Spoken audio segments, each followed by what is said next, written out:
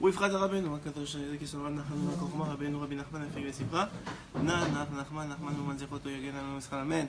בוקר טוב, c'est là une journée avec un grand or, Baruch Hashem. C'est la journée de l'Aïloula de Rabbi Meir Baal Hanes, Zechuto Yagen Aleinu. C'est le Pesach Sheni, c'est l'Aïloula de Rabbi Yehuda Bar Ilai. C'est Baruch Hashem des grandes choses. Alors évidemment, on ne va pas rater l'occasion de profiter de parler de Rabbi Meir et peut-être en fin de shiur, si on a le temps, d'essayer de parler aussi de Pesach Sheni, puisque c'est pas juste un rattrapage. Il y a chaque fois que Hachem il instaure quelque chose dans le monde, c'est qu'il associe son or avec la chose aussi. Il associe sa lumière. Et donc il y a toujours une avoda particulière, quelque chose à attraper de cette lumière-là. On va essayer en fin de shiur, Bezrat Hashem, de rappeler qu'est-ce qu'il faut attraper, Bezrat Hashem. Mais on va commencer évidemment par Rabbi Meir Baal Hanes. Sadique très particulier avec qui Dafka, moi je me sens très proche parce que je suis nommé après lui, Baruch Hashem, puisque bon, c'est une histoire personnelle, mais Baruch Hashem qui a fait beaucoup de bien pour que je vienne dans ce monde moi, donc c'est très bien comme ça. Donc Rabbi Meir, il faut savoir que premièrement, c'est pas pachout de devenir un grand de la Torah quand on vient d'une famille comme la sienne, puisqu'il vient d'une famille de prosélytes. C'est quoi prosélytes? C'est des convertis.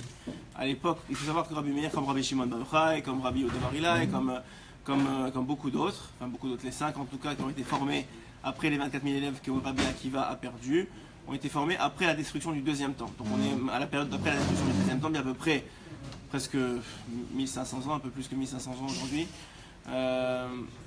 Même presque 2000 je dirais, c'est presque 2000 ans maintenant la destruction du temple et la destruction du second temple, donc et ils sont au lendemain non ça c'est l'année d'aujourd'hui, oui, mais on est au lendemain de la destruction du temple et Rabbi Meir Baal Hanes est finalement était un descendant de Néron et son père ou son grand-père, selon les différentes dérotes, vont décider Baruch Hashem de reconnaître le Dieu d'Israël et de comprendre que c'est lui qui est le Dieu véritable et de vouloir se convertir au judaïsme.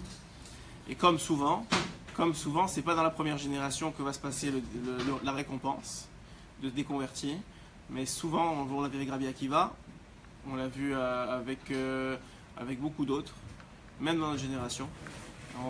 Les enfants, voire les petits-enfants de ceux qui ont fait le choix de reconnaître le Dieu d'Israël, alors qu'ils étaient très très très loin, comme le dit Rabbeinu Akadosh dans l'écouté Moran, que plus on est loin, plus le fait qu'on reconnaisse le Dieu d'Israël, ça fait du bruit et ça lui donne de la gloire. Quelqu'un qui est proche et qui le reconnaît, c'est un peu normal. Je veux dire, tu vois la grandeur, tu dis bon, c'est normal quoi, il ne faut pas être bête pour comprendre. Mais quelqu'un qui est très très loin et qui reconnaît la grandeur du Dieu d'Israël, du Dieu tout court, parce qu'il y en a un seul, mais d'Akadosh Baruch Hu, Ishtabar chez Molarad, alors il donne beaucoup de gloire, comme ça dit Rabbeinu dans l'écouté Moran, Akadosh Baruch Hu. Et donc, il y a une récompense associée à ça. La récompense, c'est les enfants en général. C'est que les enfants, de la même façon que toi, tu as donné de la gloire à Kadosh Baruch Hu, alors les enfants, on leur donnera de la gloire à travers la Torah. Et ça deviendra des grands Talmidei Chachamim. Les gens, on parle évidemment ici des convertis véritables. Pas ceux qui sont convertis parce qu'ils devaient se marier ou parce que je sais, pour X ou Y raison. On parle de gens qui ont épousé la Torah, épousé le judaïsme par conviction et par vérité, par recherche de vérité. Ceux-là sont très grands, même si dans eux-mêmes on ne le verra pas parce que d'abord ils partent de très très loin et c'est très compliqué pour eux d'arriver à des grands niveaux, mais leurs enfants vont être porteurs de cet enthousiasme, de cette vérité que eux ils ont porté à leur niveau lorsqu'ils se sont convertis. Et c'est ce qui va leur donner la force, comme à Rabbi Meir, comme à Rabbi Akiva, comme à d'autres, comme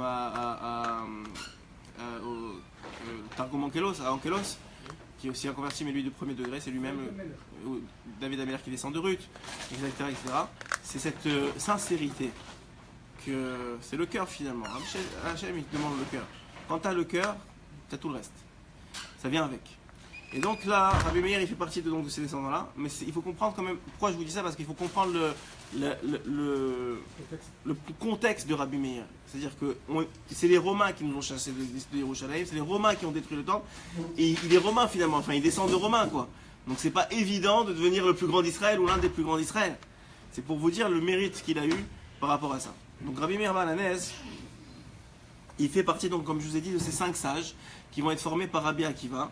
Parmi eux, on a évidemment Rabbi Yehuda, Bar Ilai, Rabbi Yossé, Rabbi Shimon et Rabbi Elazar. sont les 5 qui vont porter le flambeau à partir de la destruction des 24 000 élèves, qui vont porter le flambeau de la Torah à partir de ce moment-là.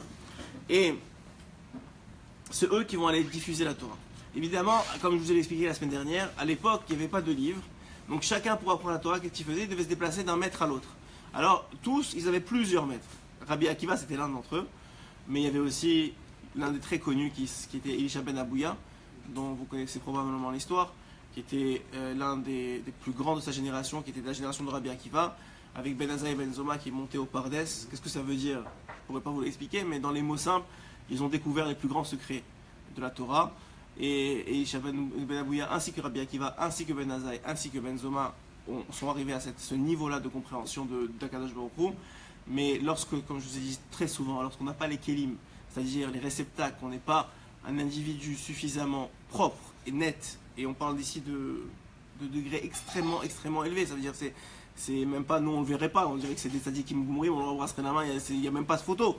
Mais au niveau de ce niveau-là de compréhension de proximité avec Hachem, tout de suite ça, c'est d'ailleurs la raison pour laquelle lorsqu'on arrive à 120 ans, vous vous demandez pourquoi tout le monde n'arrive pas directement collé à Hachem. Parce que vous allez brûler.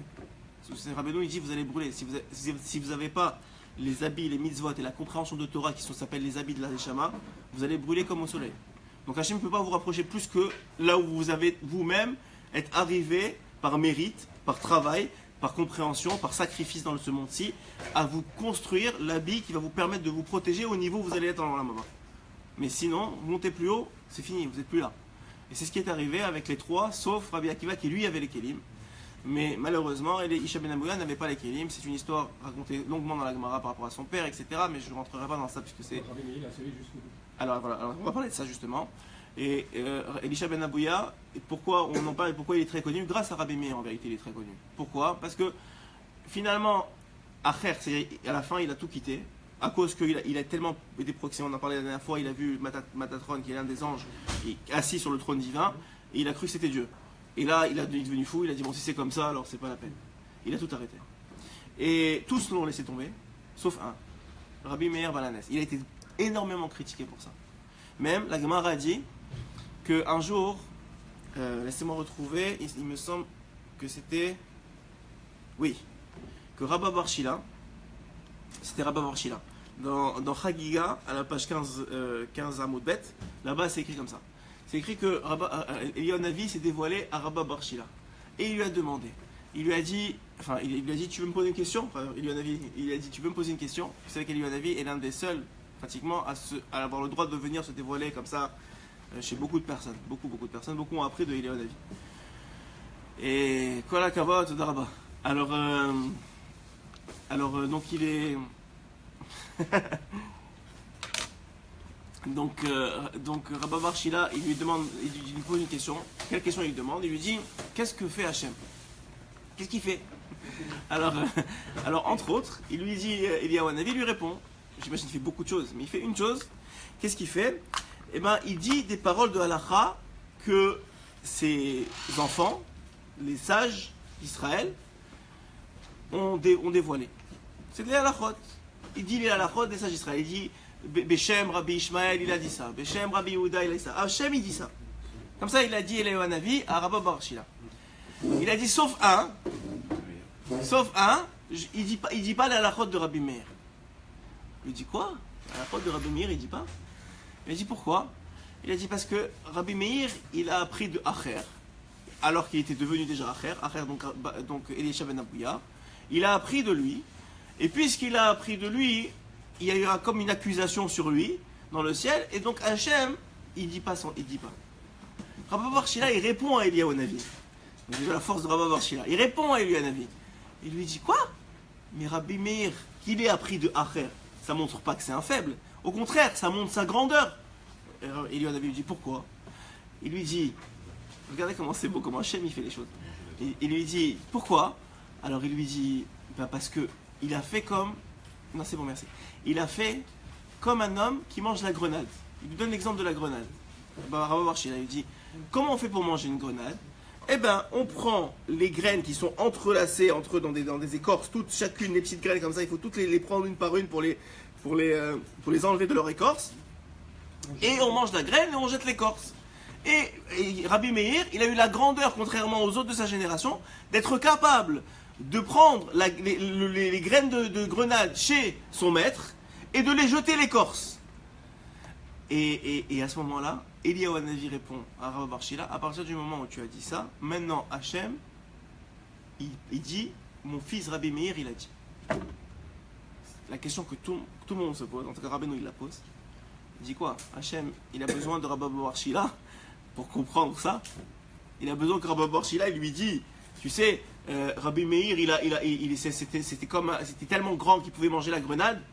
Quoi, Hachem, il a besoin de Rabbi bar Shila. Et Rabbeinu, il t'apprend quelque chose d'extraordinaire de là. Il t'apprend de là que quand des hommes qui sont les sages de la génération de Rabbi Meir, ils ont porté un jugement sur Rabbi Meir en disant il a appris de Acher. Ce jugement-là, il est obligé d'être pris en compte par Akadosh Baruch. C'est-à-dire de la même façon que Rabbi Meir dans la Mishnah, il n'est pas nommé, toute Mishnah dont on n'a pas le nom, d'après l'opinion de Rabbi Akiva, c'est Rabbi Meir. De la même façon que c'est comme ça, alors aussi dans le ciel, Hachem, il prend en compte ça. Malgré qu'il sait très bien l'opinion de Rabbi bar Shila il a eu besoin d'attendre bien plus tard et d'envoyer Eliyahu Hanavi à Rabbi bar Shila exprès pour qu'il lui dise mais non, Rabbi Meir, il est tellement grand qu'il est capable de faire ça. Ah, maintenant il a quoi répondre aux autres sages? Il dit voilà, Rabbi bar Shila, il a compris. Ce qu'on appelle, il y a eu le Rochem qui s'est fait. Voilà. Le Rochem qui s'est fait. Le Rochem, exactement. Pour le supprimer, il faut qu'il y ait un autre Rochem. Voilà, il faut qu'il y ait un contre-attaque, exactement. Mais ce que je vous en train de vous dire, c'est un enseignement de folie. Pourquoi? Parce que ça prouve ce que Rabbeinu dit. Ça vient apporter ce que Rabbeinu dit. Que combien est important le jugement de l'homme sur l'autre homme. Combien est important. Quand vous jugez un homme, ne croyez pas que vous êtes juste en train de penser à lui. Votre jugement est pris en compte en haut.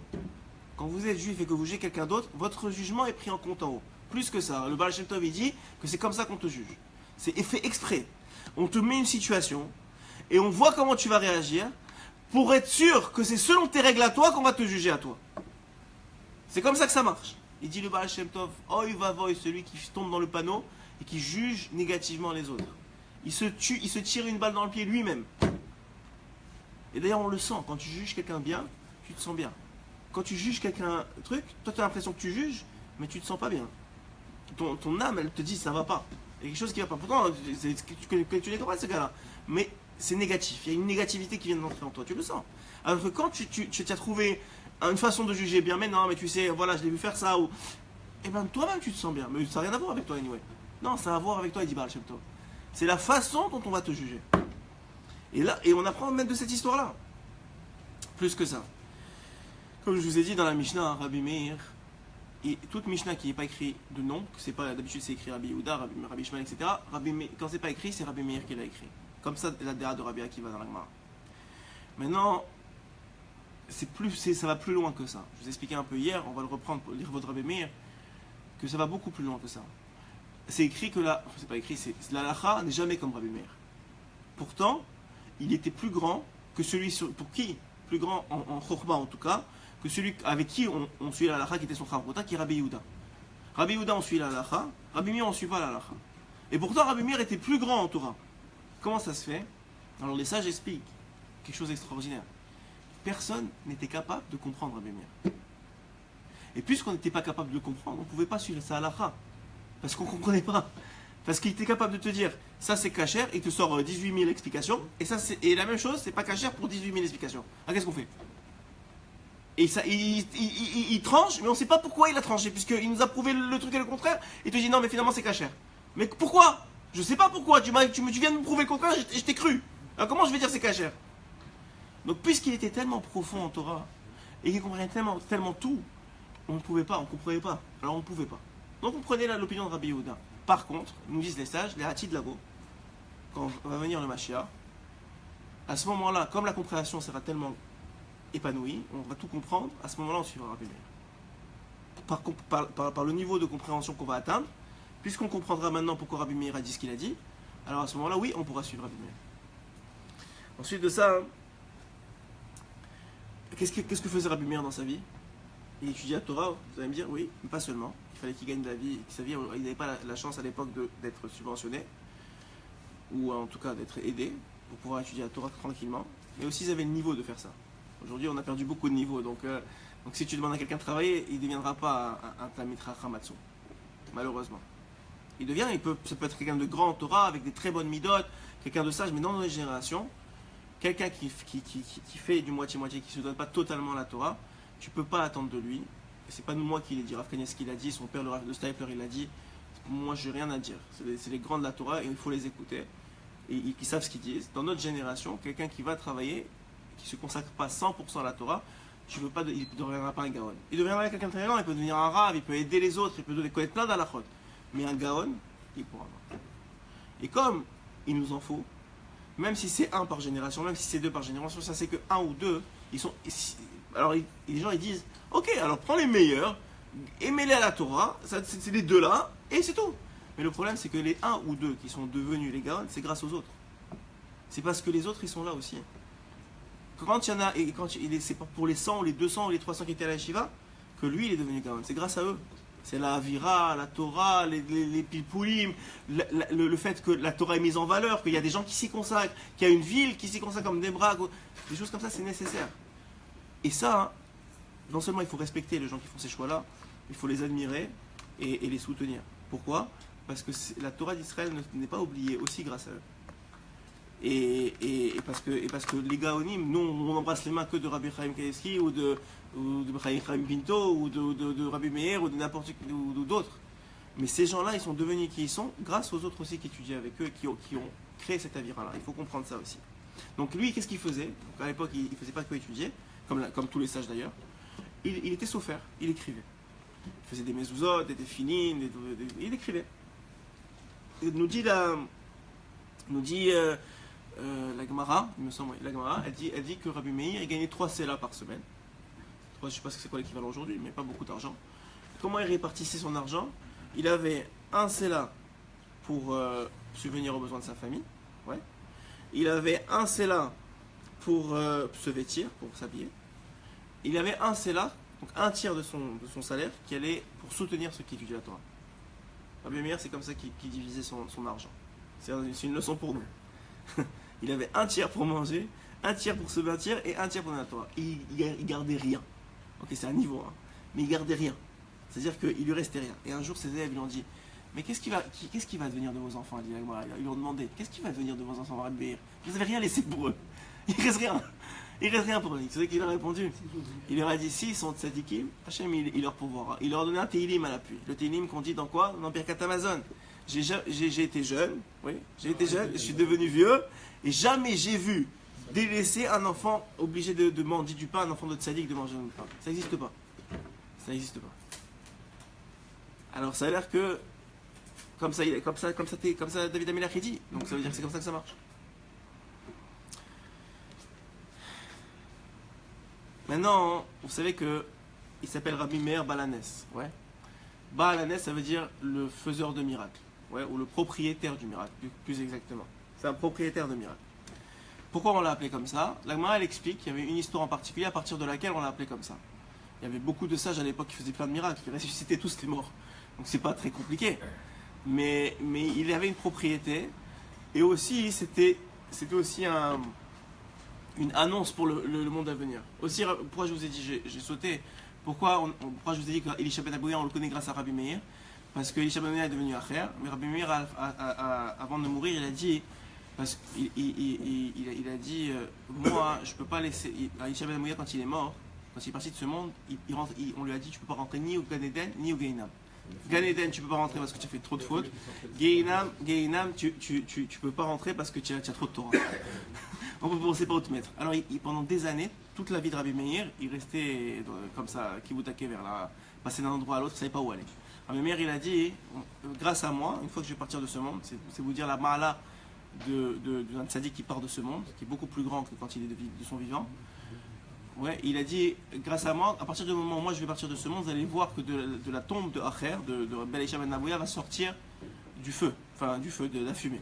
Et effectivement, il leur a dit pourquoi, parce que, alors les élèves lui ont demandé pourquoi, alors il leur a répondu parce que grâce à moi il va rentrer au Gehinam. C'est un mérite de rentrer au Gehinam.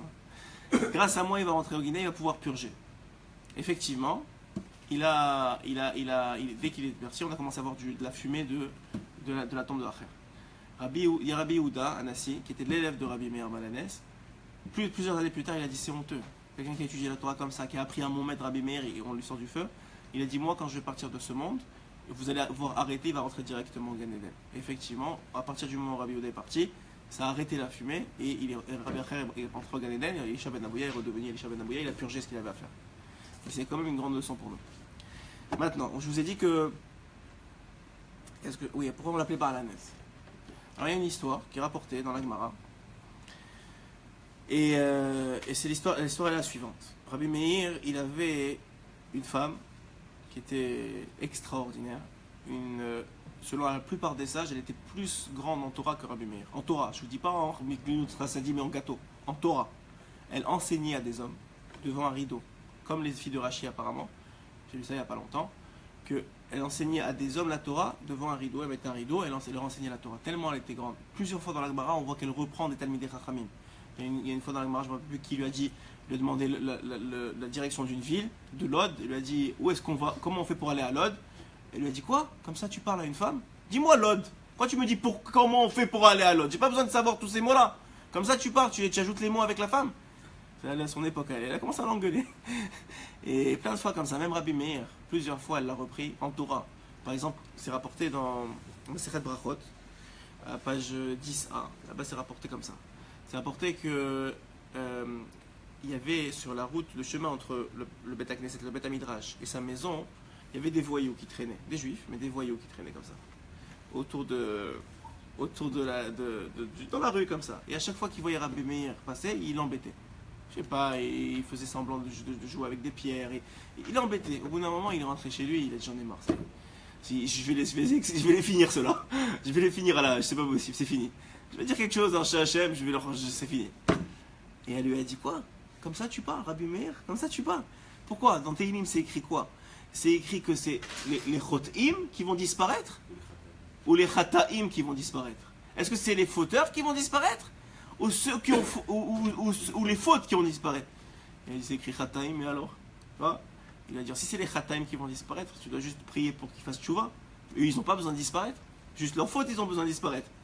Il a dit tu as raison ma femme, il a commencé à prier pour qu'il fasse tchouva et après à partir de ce moment-là, ils lui ont plus embêté. Mais Tafka, vous voyez que Rabbi Meir il n'a pas pensé à ça et sa femme elle a pensé à ça, c'est incroyable. La Gemara elle te dit pas des choses tam. Sa femme c'était la fille de Rabbi Hanania ben Terayon, l'un des 10 martyrs. C'était c'est inimaginable de penser. Hein? Brouria, ouais, Brouria. Et Brouria elle avait une sœur. Et cette sœur-là, à l'époque donc des Romains, et il y a un Romain un général romain qui est tombé, il a vu qu'elle était très belle malheureusement, il l'a attrapée et il l'a amenée dans une maison d'hôte, une maison de prostitution. Il l'a rentrée dans une maison de prostitution. Rabbi Meir était en train d'étudier la Torah à ce moment-là, et sa femme elle lui dit quoi? Toi tu étudies la Torah, et ma soeur elle est dans une maison de prostitution, tu te moques de moi là? Elle lui parlait cash, elle lui dit quoi? Tu te moques de moi? Tu es en train d'étudier la Torah soi-disant, et ma soeur elle est là-bas? Tu te lèves et tu vas la chercher s'il te plaît. Il lui a dit quoi? Ok, mais il lui a dit je vais te dire quelque chose. Si elle a fauté déjà, je peux pas la sauver. Si elle n'a pas fauté, je m'en occupe. Ok, très bien. L'histoire de la Gemara raconte. Elle dit il est parti, il y avait là-bas un chômeur, un gardien. Et ce gardien-là, devant la porte, il lui dit dis-moi, est-ce que vous avez vu une fille telle et telle qui est venue il n'y a pas longtemps? Il dit oui, elle est là-bas. Il dit pourquoi? Il dit parce que je vais aller avec elle. Il lui dit ok très bien, marque ton numéro, je sais pas comment ça marchait. Il lui dit mais je te préviens. Il lui dit quoi? Il lui dit depuis qu'elle est arrivée, elle dit à tout le monde la même chose. Il lui dit qu'est-ce qu'elle dit? Elle dit qu'elle a ses règles. Comme ça, et je sais pas pourquoi, et elle lui dit va voir quelqu'un d'autre, moi j'ai mes règles. Et depuis qu'elle est arrivée c'est comme ça. Alors tu n'as pas beaucoup de chance, il lui dit. Tout de suite Rabbi Meir il a vu le signe d'en haut qu'effectivement elle n'avait pas fauté. Il a dit écoute-moi bien, elle c'est ma belle-sœur. Je veux la sauver. Il dit quoi? Il dit mais je peux pas rien faire, ils vont me tuer les gens. Les Romains ils vont me tuer si je te laisse partir avec. Il dit écoute-moi bien, il est venu avec une grosse bourse d'or, il lui a donné, il dit prends ça. Il dit mais ça sert à rien, je vais mourir. Il lui dit écoute-moi, si tu dis Elaha de Meir Haneni, le Dieu de Meir sauve-moi, il y en a qui disent 2 fois, il y en a qui disent 3 fois, c'est marloquette. 2 ou 3 fois, sache que rien ne va t'arriver. Il dit, ah, vous les juifs là, vous racontez n'importe quoi. Alors il y avait des chiens, des bulldogs à côté, Et il a dit ouais, ok. Il a pris une pierre, il les a jetés sur les chiens. Les chiens, ils ont commencé à courir après lui. Il a dit vas-y, dis. Et là, vas-y. Il a dit là, les chiens, ils se sont calmés tout de suite. Il a vu que ça marchait. Il a vu l'argent aussi. Il venait gagner sa vie avec cet argent-là, plus que ce qu'il a dans toute sa vie. Il a dit bon, ça vaut la peine d'essayer. Et il a dit ok, prends-la et part. À partir de là, on a appelé Rabbi Meir Balanes. Donc, du fait que Elaha des Meir, grâce au Elaha des Meir Anani, c'est grâce à ça qu'on a appelé, gardez ça en tête. C'est grâce à ça qu'on a appelé Rabbi Meir Balanes. On l'a appelé Balanes. Et d'ailleurs, et donc la fin de l'histoire c'est quoi? C'est qu'ils l'ont attrapé, ils l'ont dit voilà la fille, ils ont voulu le pendre. Et à ce moment-là, il a dit Elaha des Meir Anani, et le gars qui voulait le pendre, il est tombé en stroke. Ouais, ils l'ont coupé, attends une seconde. Hein? Ah, la corde elle a cassé. Moi j'ai tombé que le bourreau il est tombé en stroke. Comme ça j'avais lu. Elle a cassé la corde. Non, c'est ça ce que je pensais. Il a eu une attaque. Alors ils lui ont dit qu'est-ce qu'il y a? Oh, qu'est-ce que tu nous as fait? Il a dit voilà, celui-là, etc. Ce juif là, il m'a dit de faire telle incantation et ça marche et tout. À partir de ce moment-là, ils ont mis dans les portes de Rome des affiches avec la photo, enfin je sais pas comment ils faisaient, ils dessinaient la photo du rab et ils ont poursuivi Rabbi Meir. Ils ont tellement poursuivi Rabbi Meir qu'un jour ils l'ont trouvé dans la rue, ils ont commencé à courir après. Rabbi Meir, la Gemara elle dit il y a deux opinions. Il y en a un qui dit qu'il est rentré dans une maison de prostitution. Il y en a une autre qui dit qu'il est rentré dans un restaurant non cachère. Et quand ils l'ont vu, et dans la maison de prostitution, Hachem il a envoyé Eliyahu Hanavi Zachor Letov, qui l'a enlacé, sous la forme d'une femme, qui l'a enlacé. Quand ils sont rentrés les Romains, ils ont vu un homme avec une femme, ils ont dit c'est sûr c'est pas Rabbi Meir. Et ceux qui donnent l'opinion du restaurant, ils disent qu'il a mis un doigt dans un truc de porc et il a sucé l'autre doigt et ils ont dit mais c'est pas possible, c'est pas Rabbi Meir qui va manger du porc et ils sont partis, ils l'ont laissé tranquille et de là il a dû faire une exil en Babylonie à partir de ce moment-là. Maintenant, pourquoi on l'appelle Rabbi Meir? Je vous ai dit c'est grâce à cette histoire-là. Mais en vérité il a fait plein de miracles Rabbi Meir. Et c'est par exemple, c'est rapporté dans son nom, hein, dans la Gemara, qu'il faisait très très attention au shalom. Très attention. Par exemple, il y avait un couple qui, tous les Erev Shabbat, comme certains d'entre nous, ou en tout cas ceux qui n'ont pas de Torah et qui ne comprennent pas comment ça marche, etc., tous les Erev Shabbat, ça criait, c'était de la folie. Et après ça, tout le Shabbat, c'était foutu. Ce que fait le Tzera. Quelques heures avant Shabbat, les enfants ils crient, ils te rendent fou, c'est la fin du monde, tout le monde devient fou. Pourquoi? Parce que c'est Erev Shabbat et que tu as beaucoup à gagner si tu te calmes, et que donc forcément ça va être compliqué sinon. Et comme le Tzera, il a énormément à perdre si tu passes un bon Shabbat, donc comme le Shabbat il est protecteur en lui-même, la plus facile façon d'attaquer l'homme, c'est avant le Shabbat.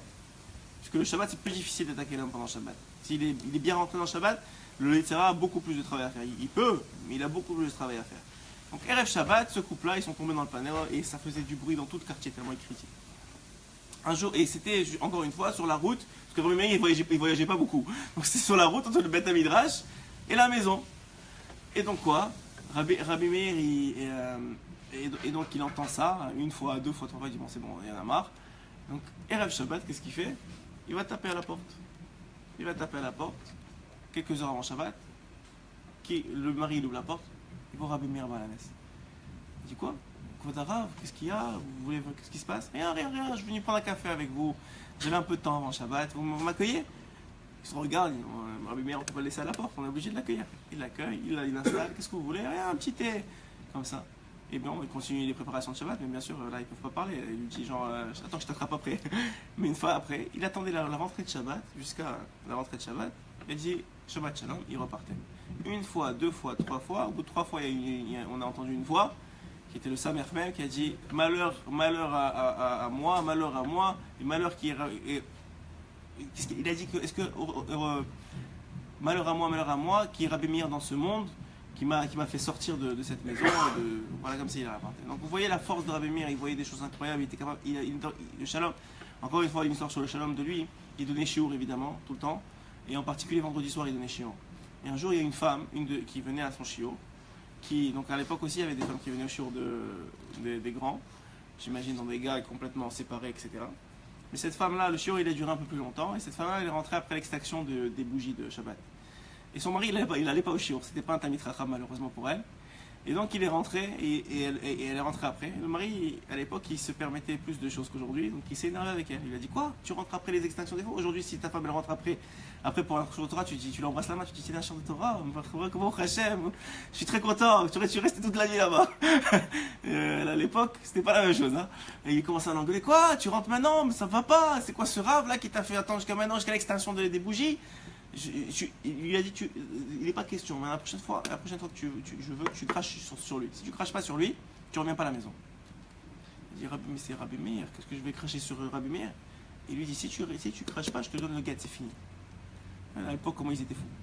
Alors il lui a dit, elle ne savait pas quoi faire. Rabbi Meir, il a entendu cette histoire-là. Je ne sais pas comment, c'est pas écrit dans la Gemara comment il a entendu. Est-ce que c'est par Ruach HaKodesh, ou c'est quelqu'un qui lui a raconté? En tout cas, le prochain shiur, elle était là-bas.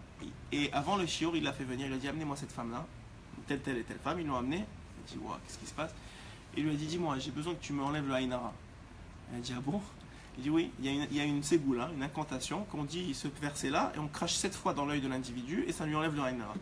Elle dit, ah bon? Elle dit, alors vas-y. Alors elle lui dit le verset, elle lui crache 7 fois dans l'œil, puisque c'est le rat qui a demandé. Et après ça, à la fin, il lui dit, maintenant tu diras à ton mari. Elle ne lui a rien dit, elle. Elle dit, maintenant tu diras à ton mari que lui t'a demandé de cracher une fois. Ben, tu as craché 7 fois. Comme ça, tu as fait la volonté de ton mari. Elle a compris et l'histoire s'est arrêtée comme ça. Mais à la fin, hein, la Gemara elle dit que les élèves de Rabbi Meir sont venus au Rabbi Meir. Ils ont dit, c'est pas Kavodat Torah ce que vous avez fait. Quoi, vous laissez une femme cracher sur vous? Il lui a dit quoi? Hachem, il a effacé son nom pour le Shalom Bayit et moi je ne vais pas me laisser cracher? C'est vous dire la grandeur de cette sadikim. Et pourquoi je vous ai dit qu'il s'appelait Rabbi Meir? Pourquoi cette histoire particulière? Donc il y en a plein des histoires de Rabbi Meir. Dans la Gemara, Baruch Hashem, il y en a beaucoup. C'est un grand porteur d'enseignement, Rabbi Meir Balanès. Mais pourquoi Dafka cette histoire-là? Alors en vérité, il faut comprendre qu'est-ce que ça veut dire Elaha de Meir Hanei. Il faut savoir d'abord que Rabbi Meir, il ne s'appelait pas Rabbi Meir. Il s'appelait, selon la plupart des dérotes, Néoraï. On l'a appelé Rabbi Meir parce qu'il illuminait, il n'avait pas besoin de parler, on en a parlé la semaine dernière, c'était il illuminait de sa Torah. C'est-à-dire, c'était un porteur de une Torah vivante. Comme on appelle Dafka une Torah vivante, c'est-à-dire quelqu'un que tu le vois, tu sais que c'est un Ish Kadosh, c'est un Ish Racham, tu vois que tu as peur déjà, tu vois Hachem dans la pièce. Tu y rentres, tu vois qu'il y a quelque chose qui se passe. C'était Rabbi Meir Balanès. Donc on l'a appelé Meir parce qu'il illuminait, Meir est un ave, il illuminait les yeux de tous ceux qui y voyaient. Il illuminait, ça veut dire quoi? Ça veut dire qu'il montrait à tous ceux qui voyaient, qui étaient autour de lui, qu'il y avait Hachem dans le monde. C'est ça, illuminer. Donc on l'a appelé Rabbi Meir. Maintenant, pourquoi Balanès? Grâce à l'histoire. Mais pourquoi l'histoire? Il y a plein d'histoires. Alors, Dafka, cette histoire, elle est très importante. Pourquoi? Parce que c'est là qu'il a dévoilé, je ne sais pas si vous étiez au cours de Hanouka, mais on a fait ce cours-là, c'est là où il a dévoilé le sod de Elaha de Meir Hanei. Dafka, c'est pas Elaha de Rabbi Meir Hanei.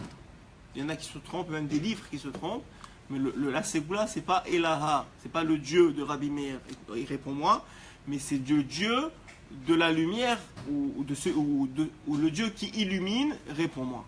C'est pas la même chose. Et Dafka, c'est illumine, on va expliquer dans le cours de Hanouka, pour ceux qui n'étaient pas là, que c'est en vérité, Rabbi Meir, il a alors pour comprendre ça, il faut comprendre ce qu'est Rabbi Meir dans le Shoresh. Rabbi Meir, c'est pas la première fois qu'il est venu au monde. Okay, vous savez que nous tous, on est des réincarnations. Même Rabbi Meir, c'est-à-dire certains sadikim que c'est des premières fois, Rabbi Nachman c'était une seule fois, Rabbi Baal Shem Tov aussi, mais Rabbi Meir il est revenu, c'était un Gilgul. Alors maintenant, sous quelle forme c'est un Gilgul? Le Ari HaKadosh il en parle, et il donne des sodotes incroyables, et il dit comme ça. Le Ari HaKadosh il dit que quand c'est écrit que Esav, que Yitzhak, il aimait son fils, parce qu'il lui donnait à manger. Là-bas, de quoi on parle? Rashi dit pas il lui donnait à manger mamash, même s'il lui donnait à manger, mais pas à manger mamash, mais il lui donnait à manger grâce à ces questions qu'il lui posait de Torah.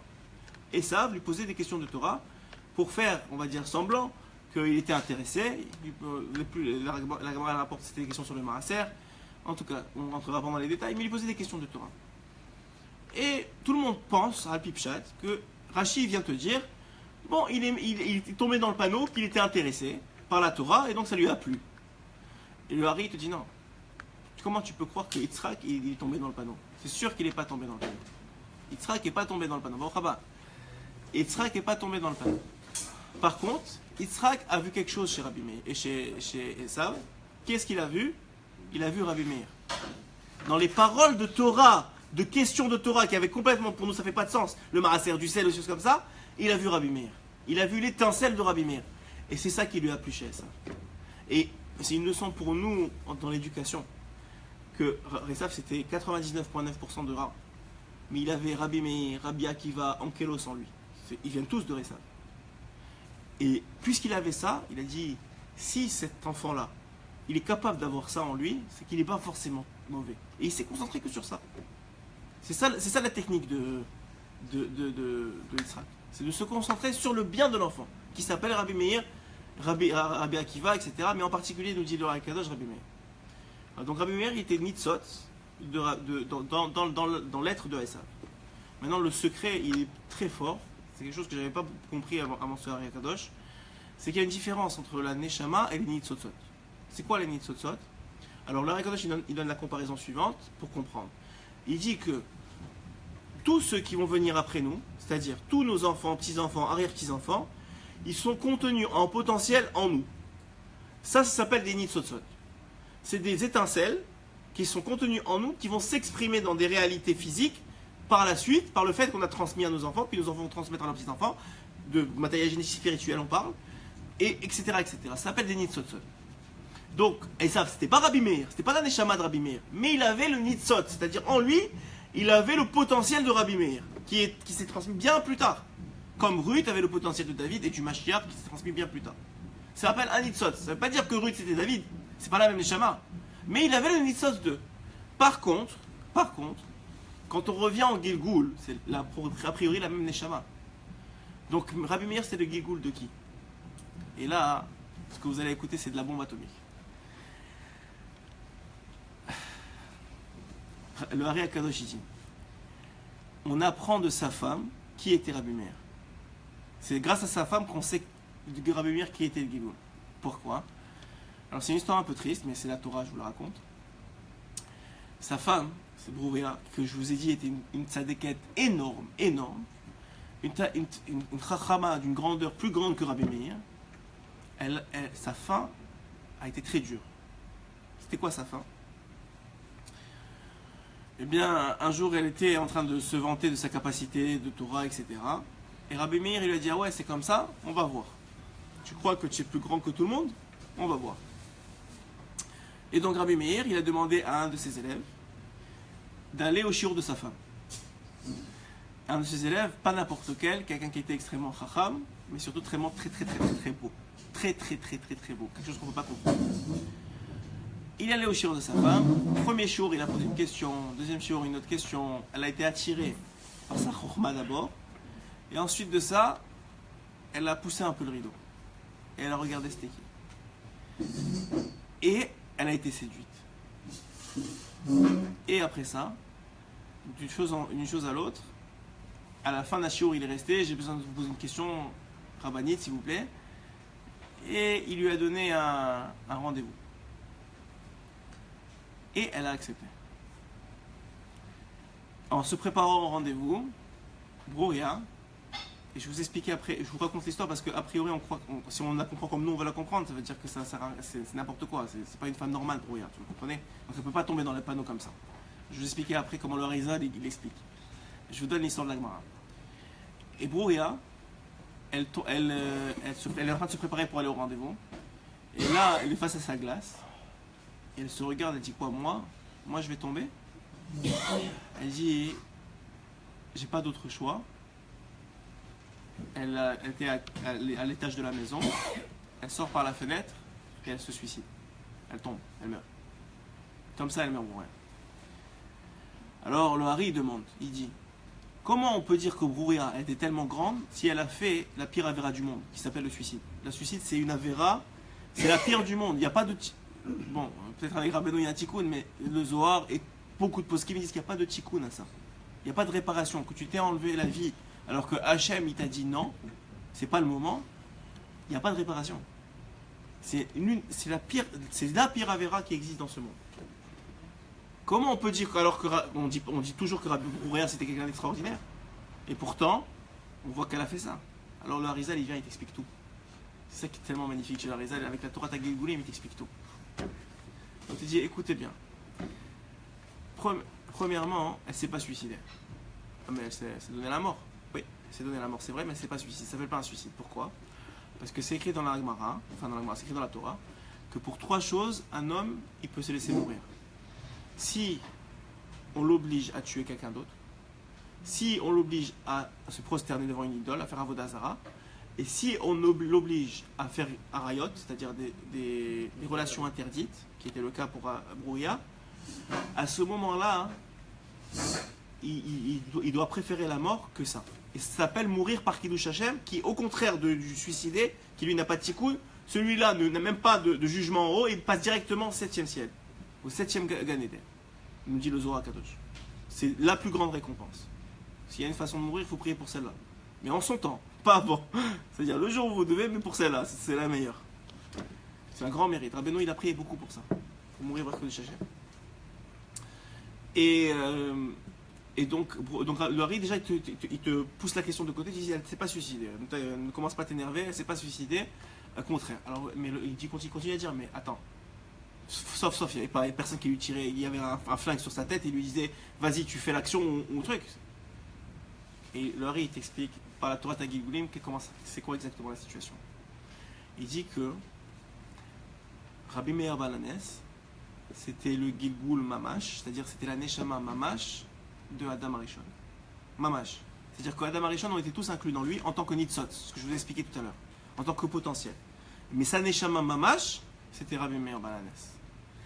Et Brouria, c'était la Neshama Mamash de Chava. Et ce tellement beau élève, c'était la Neshama Mamash de Nachash, du serpent. Et de là, il te dit le Hari Akadosh, que Brouria, elle pouvait pas. Elle n'avait aucun moyen qu'elle se retienne. Parce que la force du serpent, s'il n'y a pas l'aide d'Hachem, on ne peut pas tomber. On le voit dans Rabbi Yossi, dans une histoire dans la Gemara, où Rabbi Yossi était un être extrêmement pieux. Et dans Oro, le Samer même, il a dit, laisse-moi l'attaquer. Et Hachem, il a dit, attaque-le, tu n'y arriveras pas. Et alors, le serpent se descend, sous la forme d'une femme extraordinairement belle. On ne comprend pas ce que c'est. Nous, on croit que c'est juste des gens dans la rue. C'est une attraction qui rentre en toi. C'est-à-dire, tu peux pas c'est comme quelqu'un qui prend la position de ton corps. C'est quelque chose de. On comprend pas ce que ça veut dire. C'est pas d'aujourd'hui, ça. On parle de gens énormes. Où sa mère même lui-même il est venu. Il n'a pas envoyé un petit ange, un petit ange faire le travail. Il est venu lui-même faire le travail. Il est descendu en bas sous la forme d'une femme. Il est rentré au Beth Midrash, il était tout seul, Rabbi Yossi. Et Rabbi Yossi, il ne levait jamais la tête de la Gemara. Et il pouvait pas. Il a obligé de lever la tête. Il a dit quoi? Moi j'ai levé la tête pour voir cette fille-là. C'est quelque chose qui ne va pas ici. Il a compris tout de suite. Il a pris la main de couteau dans la poche. Il s'est crevé les yeux. Il a dit, mais tu n'as pas le droit de te faire du mal. Il a dit, il a compris. De là, sa mère même, il était tellement choqué. Lui-même, il était choqué. Quoi? Il s'est crevé les yeux pour pas voir. Il est remonté tout de suite. Et là, Hachem, il a dit quoi? L'ange Raphaël, il est venu chez Hachem, il a dit quoi? Tu vas laisser ton fils comme ça? Il a dit, vas-y. Il a envoyé l'ange Raphaël, il l'a guéri tout de suite. Brouilla, elle n'est pas revenue à la vie, mais c'est sûr qu'elle a eu son Sahara. Et non seulement le Harizal, il dit que Brouilla, grâce à ça, elle a métaken, une grande partie de la faute de Chava. Puisque maintenant, elle n'est pas tombée dans la faute du Nachash. C'est-à-dire qu'en vérité, ce qu'il est en train de nous dire le Hari Akadosh, c'est que ça aurait été beaucoup mieux pour le monde que Chava préfère la mort plutôt que d'écouter le Nachash et de manger de la pomme. C'est ça qu'il est en train de nous dire. Et que Brouilla, c'est pas n'importe quoi. Elle était tellement grande qu'elle a réussi à faire le tikkun de Chava, en tout cas en grande partie. Ça, c'était pour la partie sur Rabbi Meir Balanes avec Photo Yagan Alen. Maintenant, vous savez que c'est Pessar Sheni. On va juste dire une écoute que Rabbeinu y rapporte, parce que c'est bientôt l'heure et les après-chem ils arrivent. Une écoute sur Pessar Sheni qui est extrêmement importante et que Rabbeinu y rapporte, que Rabbi Nathan y rapporte dans l'écoute à la Chot. C'est la chose suivante. Le principe de Pessar Sheni, c'est un principe qui ne s'est jamais vu dans la Torah. Qu'est-ce que ça veut dire? Ça veut dire que, et c'est quoi la avoda surtout d'aujourd'hui? C'est quoi qu'il faut dire à Hachem aujourd'hui? C'est ça le secret de Rabbeinu. C'est quelque chose qui ne s'est jamais vu dans la Torah, Pessar Sheni. Qu'est-ce que ça veut dire quand je dis que c'est jamais vu? C'est qu'on n'a jamais vu Hachem donner une deuxième chance de cette façon-là. Si vous avez raté Kippour, vous avez raté Kippour. Vous n'allez pas dire à Hachem, je veux un deuxième Kippour. Bah t'as raté, c'est ton problème. T'as raté Shabbat, quoi. Je veux un deuxième Shabbat. T'as raté, c'est fini. Et là, il y a des gens qui viennent dire, moi j'étais tamé, j'ai raté d'amener un korban pour Pessah. Qu'est-ce qu'on fait? Et Moshe, il ne sait pas répondre. Dans la Torah, Moshe, il dit, je ne sais pas. Je vais demander à Hachem, je ne sais pas. Qu'est-ce qu'on fait? Moi, si c'est moi qui va vous répondre, il dit Moshe, ben, c'est comme tout le reste. Vous avez raté, c'est votre problème. Mais quand même, il va demander à Hachem. Et Hachem, il est tellement content de la question des enfants d'Israël, en tout cas ceux qui ont été tamés au moment du premier Pessah, il dit, puisque vous avez posé la question, on va créer un Pessah chez vous. On va faire en sorte que dans un mois, ils auront le droit d'amener ce korban-là, il sera considéré comme s'il l'avait amené à Pessah. C'est finalement une seconde chance.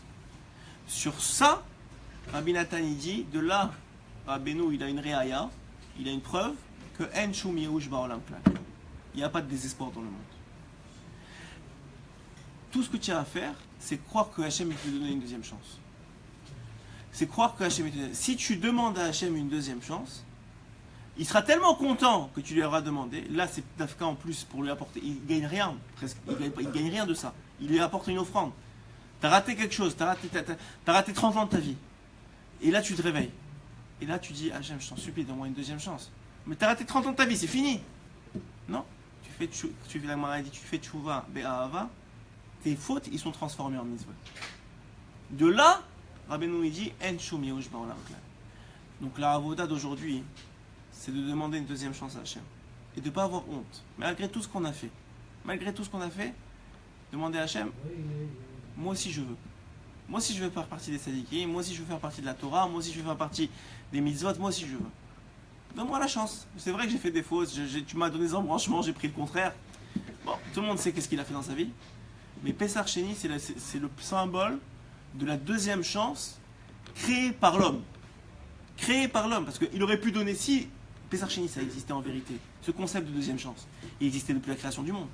Mais la Torah est la preuve que Hachem a choisi le moyen de dévoiler Pessah Sheni par l'homme.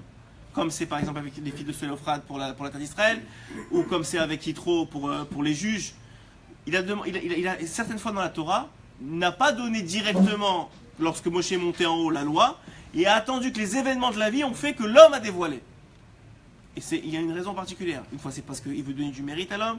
Là, c'est pour montrer que la deuxième chance, elle vient par toi. Si tu la demandes, elle sera là à ta porte. Il faut juste avoir le courage et l'espoir et la émouna de demander. Et quand tu demandes, moi aussi je veux, Hachem il te la donne. Voilà. Ça c'était l'histoire de Pessah. Hein? Oui, 2 fois. C'est pas une seconde chance. Ça c'est parce que la première fois on a raté le coche. Mais oui, ouais, vous pouvez dire que c'est une seconde chance. Il a donné 2 fois. Et Moshe il a prié pour demander le pardon. Et effectivement, il a donné 2 fois. En shum yehush ba'olam klal. S'il vous plaît.